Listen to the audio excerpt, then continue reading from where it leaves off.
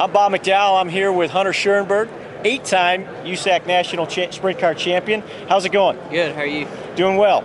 Tell us a little bit about 2013. 2013 was a little tough for me, not like the last couple of years. You know, we had a lot of success from 2010 to 2012. 2013 we had a lot of good runs, but the team I was driving for actually fell apart about halfway through the year. It turned out to work into my favor because it opened up the opportunity for me to own my own cars for next year, and worked out for the better, I guess. A good thing came out of a bad situation, so I'm excited now. Absolutely. Well, we're glad to hear that you got that lined up for 2014.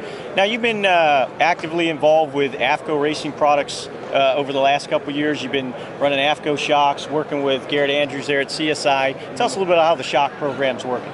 It's worked out really well. I've been with Garrett since he started, and I was actually more of kind of a twin tube shock guy when I first started working with him. I was pretty big in thinking that that's what I needed, and Garrett got me turned on to his new gas shock program probably the beginning of last year or the end of 2012.